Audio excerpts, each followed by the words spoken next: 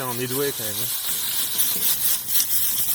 Bon, on va essayer de faire égoutter là, c'est vrai. Non, t'en as qui passent, hein, les petites J'ai passes. l'impression qu'il y en a qui les petites passes. Ouais. L'autonomie alimentaire est l'affaire de tous. Elle s'apprend et elle s'organise. Avec pour partenaires les réseaux locaux.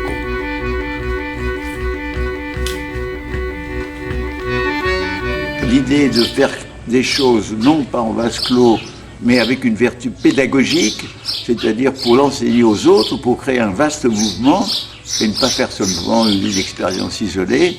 Comment justement fixer cette jeunesse sur place, et c'est toute la problématique. Alors pour la fixer, il faut déjà lui montrer un exemple qui marche bien. On risque d'aller dans une période de crise internationale grave. Un collectif citoyen présente le fruit d'une mobilisation multi-acteurs vers l'autonomie alimentaire des territoires par la création d'une économie circulaire. C'est l'agroécologique, c'est-à-dire quelque chose qui respecte le milieu, la biodiversité, qui redonne vie à la terre, qui ne soit pas livré aux engrais chimiques, qui ne soit pas livré aux profits industriels. Quand nous parlons d'autonomie et de sécurité alimentaire, il faut savoir que la semence est le premier maillon de la chaîne.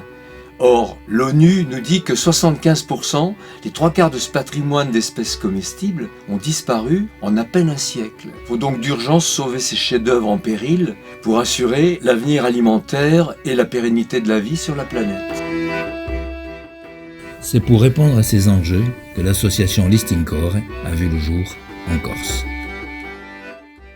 Comment vous avez eu cette idée ?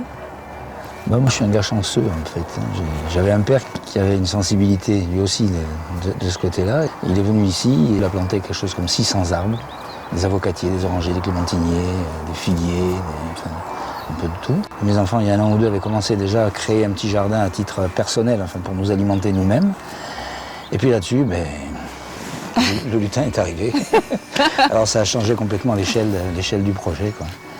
Quand il m'a dit qu'il avait l'intention de créer un jardin pilote lors des rencontres qu'on a faites avec François Rouillet et Sabine Becker, et je lui ai dit, mais pourquoi en France, pourquoi pas en Corse? Il m'a dit, mais où? J'ai dit, mais voilà, là. Le lendemain, on était là, et le lendemain à midi, on savait quand c'est le coup, quoi. C'est marrant.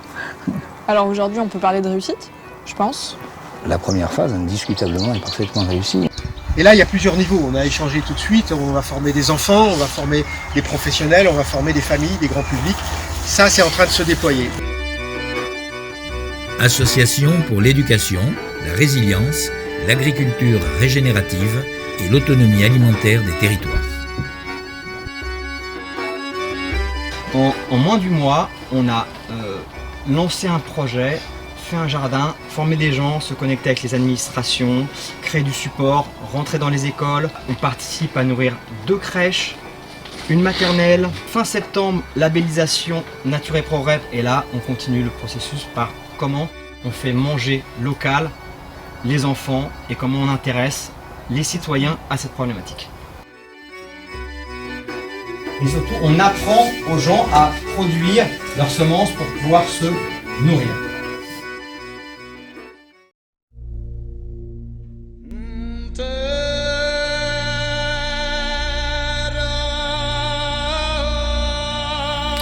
Le design. Faire un plan des différents éléments de son système.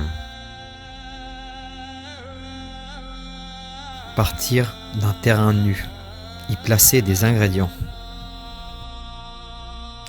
La haie, brise-vent, biodiversité, refuge, création de matière organique. L'agora, lieu d'apprentissage et de partage. La serre, produire ses semis, production sous couvert. Le laboratoire, la laverie, les outils. Les chemins de circulation. Le bassin, zone humide, l'écosystème aquatique. La pépinière, production de plants diversifiés. L'agroforesterie, placer des arbres au sein de son système de production maraîchère. Avoir une zone de production de semences et y placer des lits de culture maraîchère. Edgar Morin constate aujourd'hui un réveil de la vitalité créative par l'agroécologie. Nous sommes, dit-il, dans la préhistoire d'un mouvement naissant qui ne demande qu'à se développer.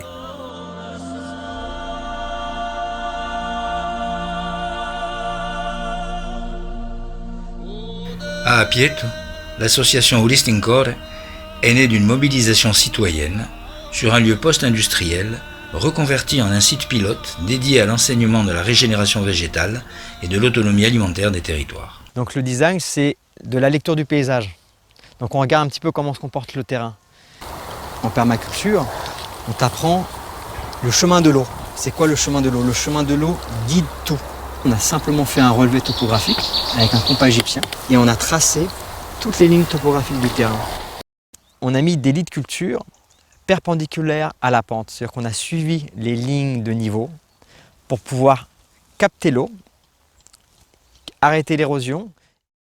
Donc bienvenue à Apieto, l'implantation à peu près 1000 mètres linéaires en arboriculture. Donc là vous voyez les futures lignes d'arbres fruitiers et d'arbres compagnons. Et entre, on va avoir 3 à 4 lits de culture maraîchère. Pour broyer un petit peu tout ça, que ça fasse un petit peu de ressources, et on va semer directement un cocktail d'engrais verts qui va prendre le relais, qui va nous faire de la biomasse et de la racine pour après implanter nos légumes. Le problème qu'on a, c'est qu'on a une terre, il y a des gros grains. On est sur de l'arène granitique. En gros, c'est du minéral. On a du limoneux, sableux, argileux. Pas de rétention d'eau, pas de matière organique, très peu d'argile et du chien-dent. Donc, Beau challenge. pour régénérer les sols, on a choisi la technique des cycles d'engrais verts. Le but, c'est faire des rotations de différentes espèces de plantes, comme des graminées et des légumineuses, les fabacées. On a juste griffé le sol, semé, recouvert, et on a laissé la pluie et le temps faire. On fait ce coco-là, il n'y a pas besoin de plus.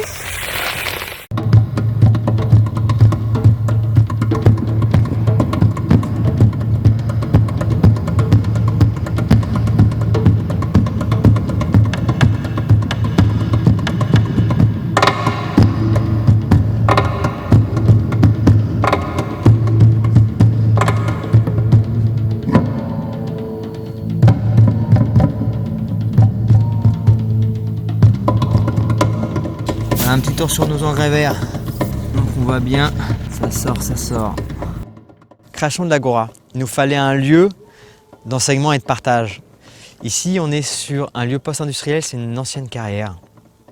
On a plein de gros blocs de granit. On a fait une arène qu'on a boisée tout autour. Et ça sera notre espace d'enseignement et d'échange.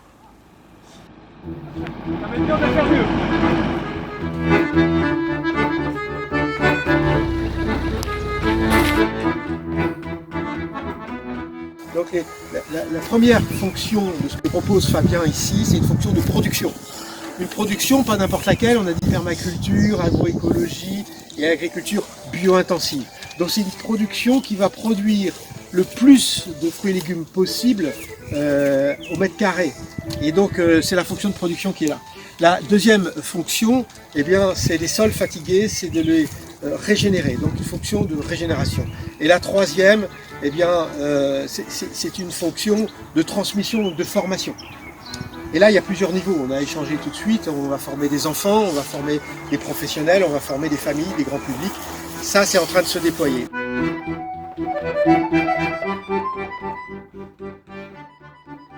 On a choisi d'implanter un système d'agroforesterie.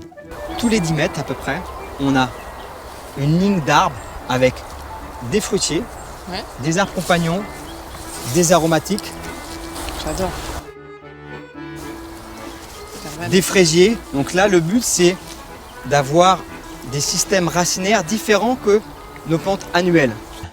Nos plantes pérennes, elles nous permettent d'accueillir une faune du sol et des bactéries qui sont différentes des légumes qui sont des plantes annuelles. Si on n'a que des légumes, on ne peut pas avoir d'équilibre dans le sol. Donc implanter de l'agroforesterie nous permet tout un équilibre. C'est comme ça que j'ai appelé ce numéro. Merci Marilyn, enfin.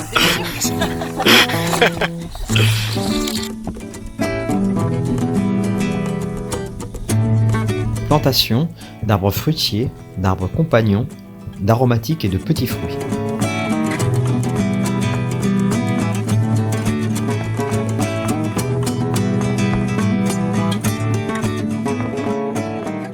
On a besoin des serres pour faire tous nos semis. Donc c'est un endroit abrité où la température va nous permettre de déclencher la germination plus rapidement. C'est à l'abri du vent. Voilà, là je lis 0,85. Entre le sol et mon niveau, il y a 0,85 m. Je me décale de 2 mètres. Je n'augmente pas, voilà.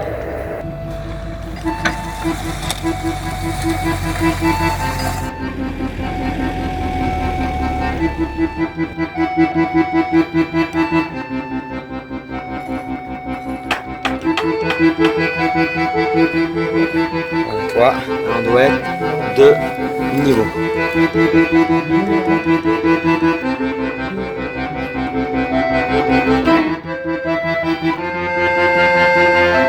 Voilà les bébés de la serre.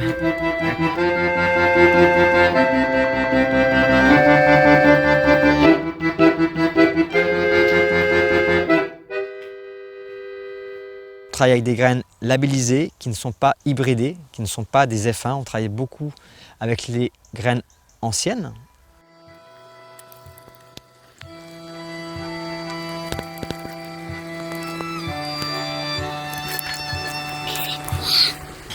De la préparation des cultures.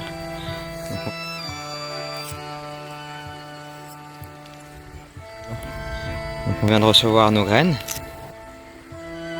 Donc là, on a graines d'engrais verts et production de biomasse, prise vent. Herbes aromatiques, donc annuelles pour la cuisine et pour la santé.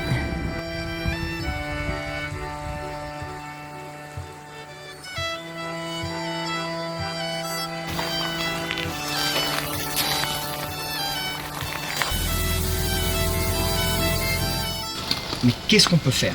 Qu'est-ce qu'on peut faire pour se mobiliser ensemble, pour avoir un lieu qui permette d'avoir des outils pour pouvoir former les gens et pouvoir transmettre?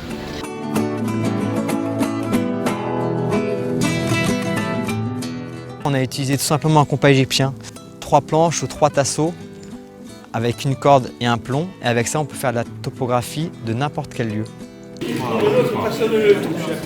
Ouais, et là c'est bon, on est de niveau. Oui. Vous êtes de niveau?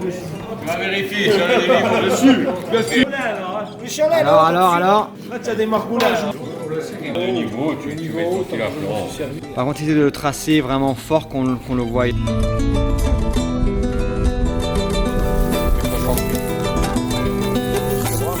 Préparation des couloirs d'engrais verts sur ligne de niveau.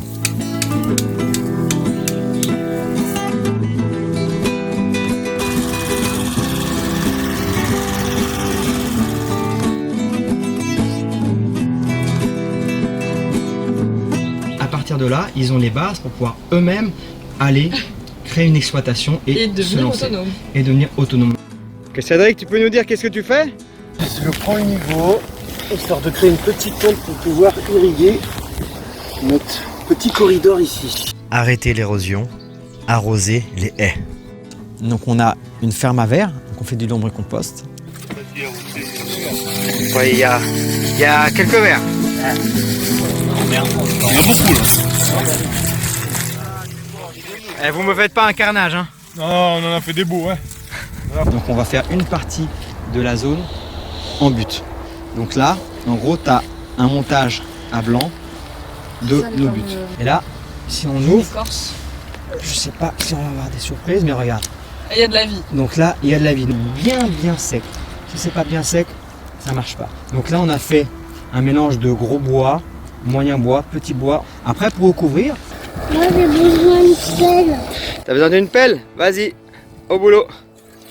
Super. On a mélangé à peu près 20-30% de fumier paille et on a recouvert d'une croûte de terre fumier paille ce montage-là.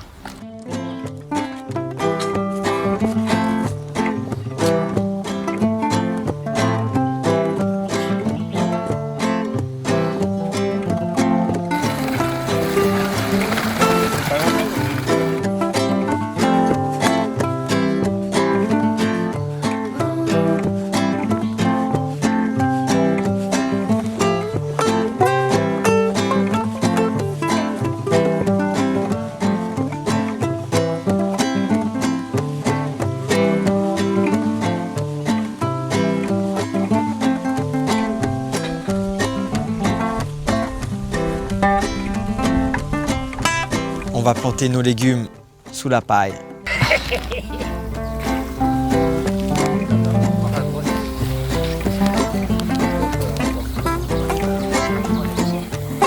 Oh l'ami, tu vas où avec les bottes de paille?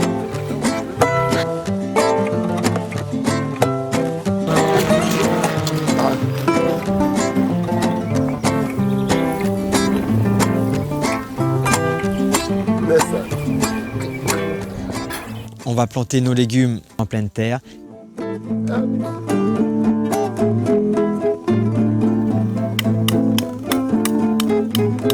Sur cette butte.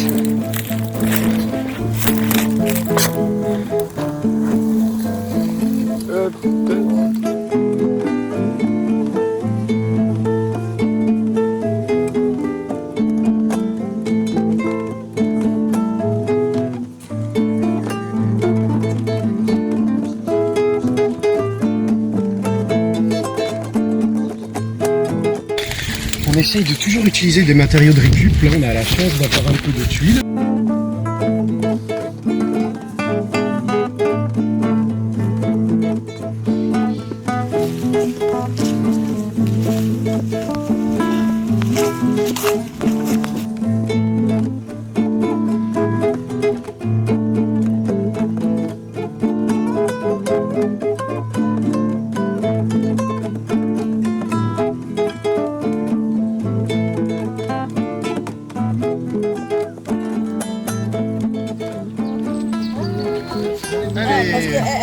Dans ta nouvelle maison, cocotte. Notre secrétaire de l'association, Audrey, va être en charge de développer avec l'équipe des modules hors sol pour les maisons de retraite, les hôpitaux et pour les centres qui accueillent des gens à mobilité réduite pour pouvoir leur permettre d'avoir un accès au jardinage, un accès aux plantes.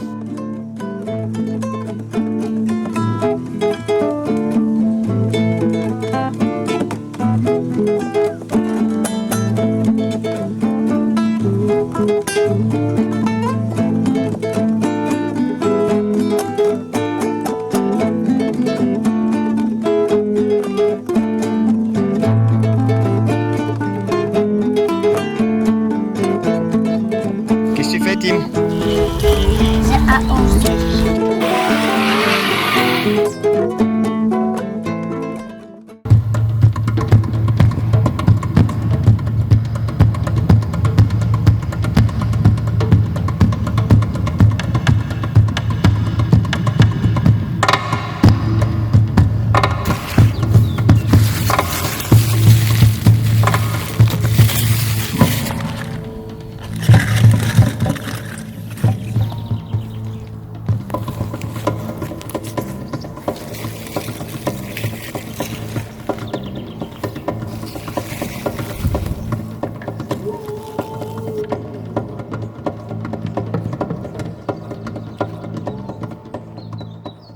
On a préféré faire des grands lits et des grands chemins pour pouvoir accueillir des groupes, accueillir des personnes à mobilité réduite. Les gens en fauteuil puissent venir dans le jardin et participer à notre aventure nous paraissait très important. Transport exceptionnel.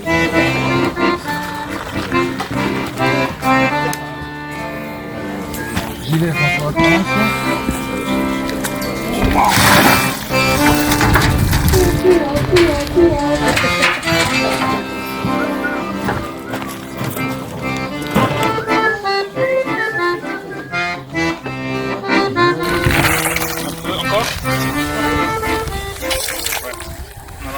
C'est le temps du repiquage. Quand la température le permet, on repique tous nos légumes.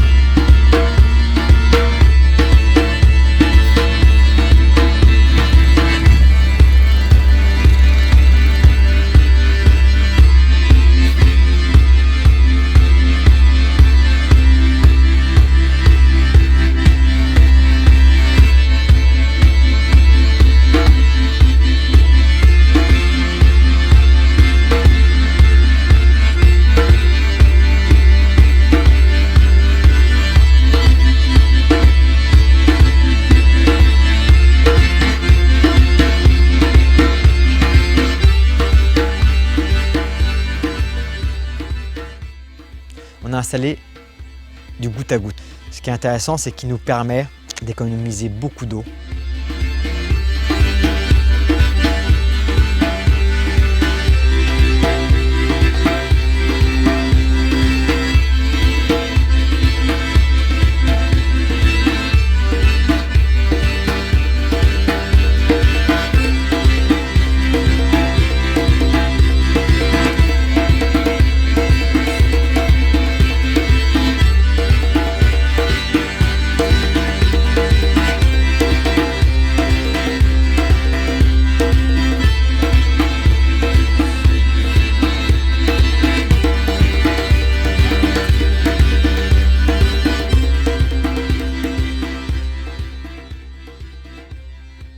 Le laboratoire, il nous permet de faire des préparations pour soutenir notre jardin.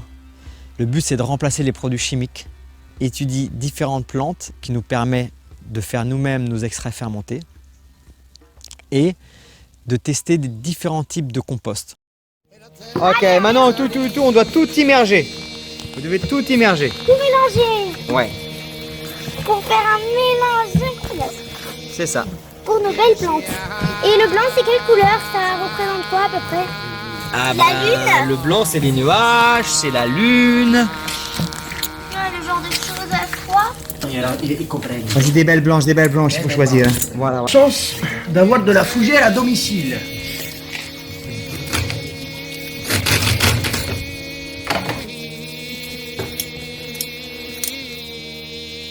Oh, c'est joli.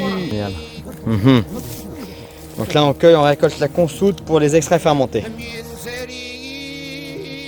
De l'extrait fermenté de consoude. Donc là, première opération, on va peser la consoude.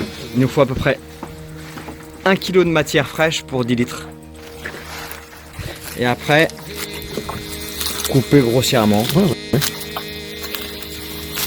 On a presque envie de goûter. Donc voici la... Ah mais je pense que c'est potable, c'est une macération. Elle est jolie la potion. Ah oui. Donc après, il y aura une histoire de niveau pour que tout se remplisse. Voilà. Oh, regarde ça. Oh, c'est magnifique.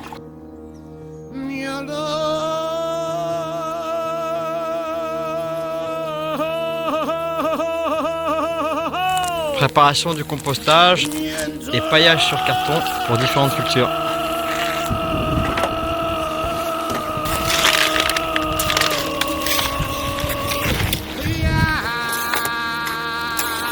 C'est bon. On a décidé de mettre un bassin au milieu de notre exploitation pour faire venir les grenouilles, les libellules, les abeilles. Le but, c'est qu'on ait tous nos auxiliaires qui puissent trouver un refuge, de l'eau. Ça se voit à l'œil, là, il faut que je décaisse encore 5 cm. Ah, pas sûr. Il est juste au bout. On est là. De là, on reprend. Là. Ce qui est intéressant avec la pépinière, c'est que c'est une activité annexe qui peut nous permettre de faire rentrer un petit peu d'argent sur un projet.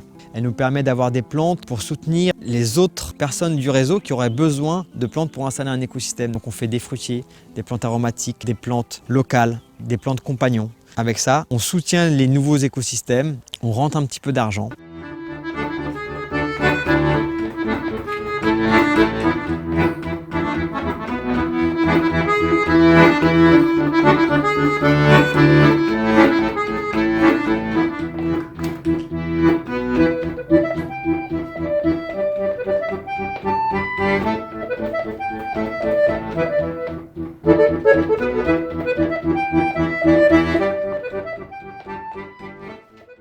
Donc là, on a fait un inventaire des plantes, ce qui nous a permis de faire un relevé de plantes bio-indicatrices, ce qui nous donne des informations sur le sol. Est-ce qu'il y a des plantes médicinales? Est-ce qu'il y a des plantes fourragères? Donc le but, c'est de faire l'index de toutes les plantes d'un lieu pour avoir des informations sur l'écosystème du lieu.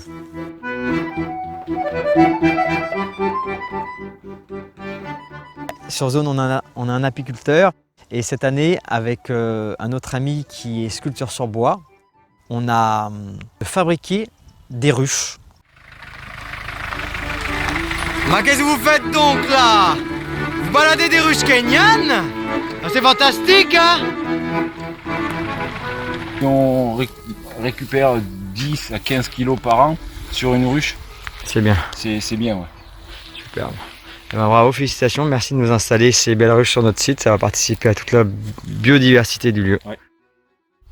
Bravo. Merci Olivier.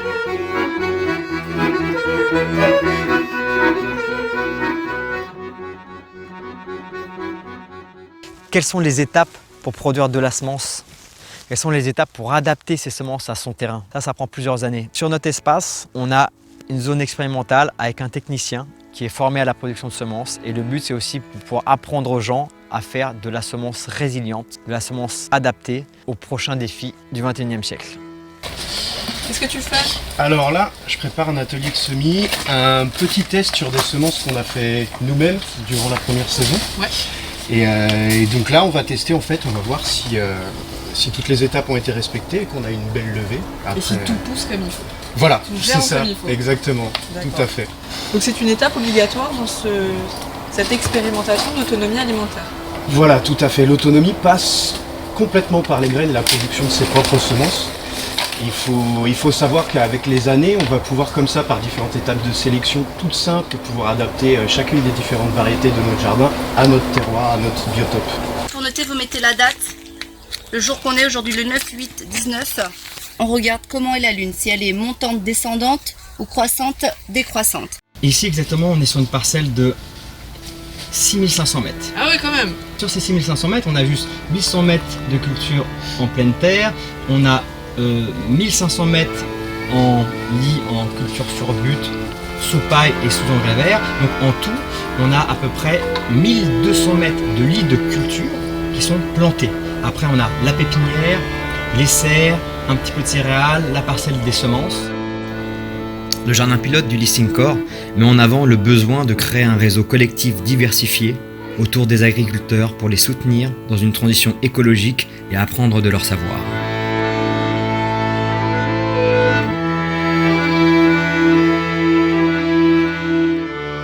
Nous devons manger tous les jours. Cette réalité incontestable constitue la vraie problématique des années à venir.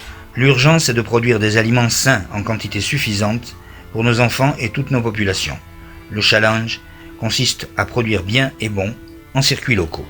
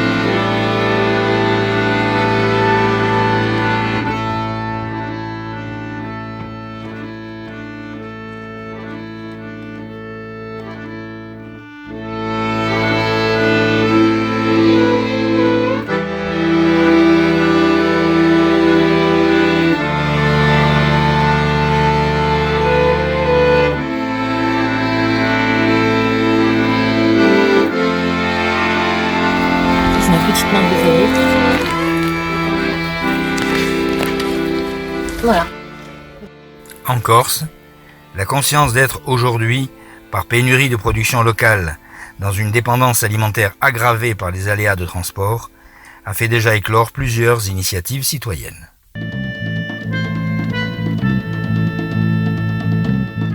La mise en place de l'exploitation s'est faite sous forme de chantier participatif. Amis, voisins, retraités, stagiaires à FPR et woofers ont permis de réussir ce pari en 4 mois. Pour lancer le projet, le budget était de 5 000 €, complété par des matériaux de récupération. À l'issue de la première saison, nous avons livré 3 tonnes de légumes diversifiés en nature et progrès aux hôtels, crèches et maternelles de la région, dégageant ainsi 5 500 € de vente. Ce site pilote s'inscrit dans le cadre du projet d'écologie économique territoriale, EET de la Gravonne, qui œuvre aux interconnexions entre acteurs locaux.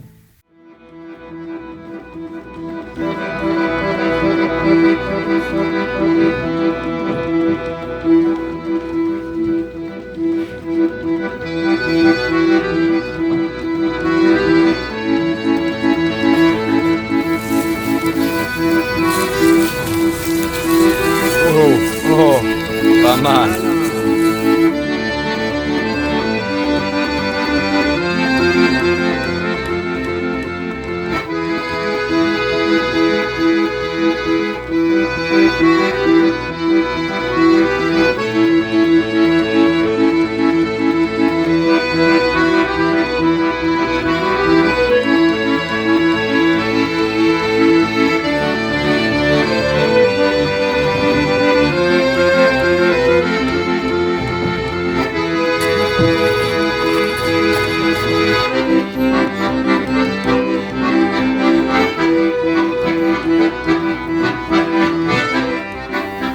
Pour que cela soit, il y a urgence à créer des lieux d'apprentissage afin de former un maximum de gens à promouvoir cette agroécologie locale salvatrice.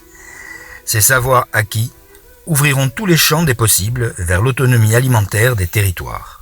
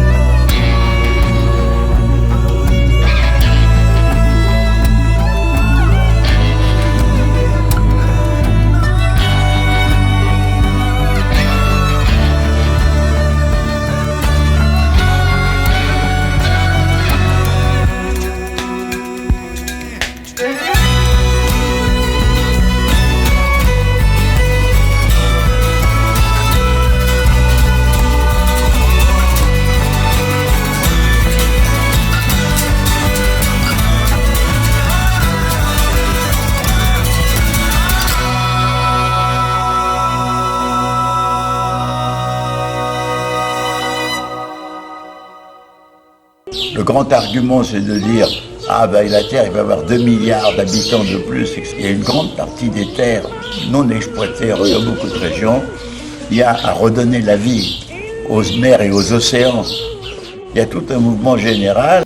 Ça fait partie de la première étape de notre projet, qui est d'aller chercher des semences anciennes de nos parents et de nos grands-parents et de leurs oncles pour pouvoir les sauvegarder. Un impératif est de refouler l'agriculture et l'élevage industrialisé au profit d'une agriculture et d'un élevage fermier biologique. Du seigle périn, du seigle des forêts, du seigle d'automne. Nous, ce qu'on peut faire ici, c'est des petits îlots, des petits exemples qui vont se diffuser. Mais un jour, ça sera un mouvement général où on sera crevé. C'est une question politique, je dirais même d'humanité d'ensemble, qui se trouve posée.